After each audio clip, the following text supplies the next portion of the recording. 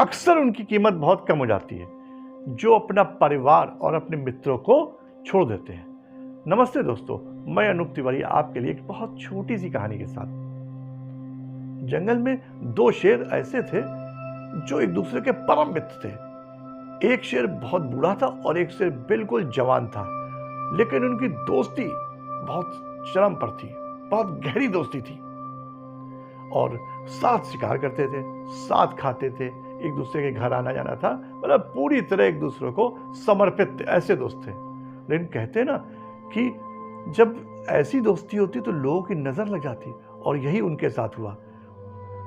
जंगल के अन्य जानवरों को उनकी दोस्ती बिल्कुल नहीं सुहाती थी, और एक बार किसी तीसरे की कारण उनकी दोस्ती में दरार पड़ गई, और जो दोस्त एक दूसरे को देखे बिना रह नहीं पाते थे, वो एक दूसरे को देखना भी अब पसंद नहीं करते थे।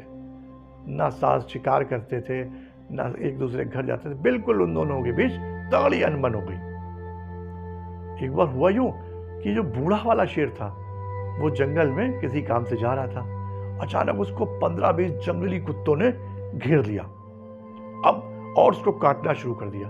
इत्तेफाक से, कहते ना दिल की आवाज, इत्तेफाक से क्या हुआ कि वो जवान वाला शेर जो उसका दोस्त कभी रहा करता था, उधर से गुजरा। उसने देखा कि मेरा दोस्त, भले ही मैं इससे नहीं बोलता, मुसीबत में, तुरंत उसने कुत्तों पर हमला कर दिया और सारे कुत्तों को भगा दिया। उसके बाद वो जवान वाला शेर था, वहां से अपने रास्ते पर चला गया।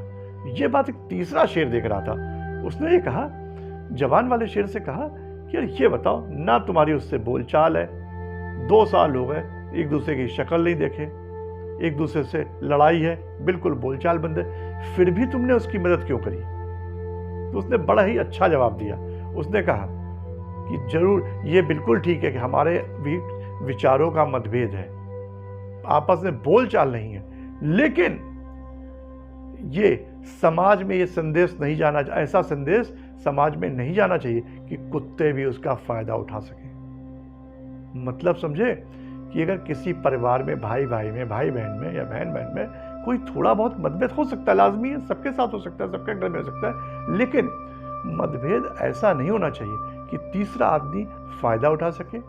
और अगर कभी गहरी मुसीबत में हमारा घर वाले या हमारा परिवार कभी पड़ जाए तो उसकी मदद अवश्य करना चाहिए, फिर ये सारी चीज़ें भुला देनी चाहिए।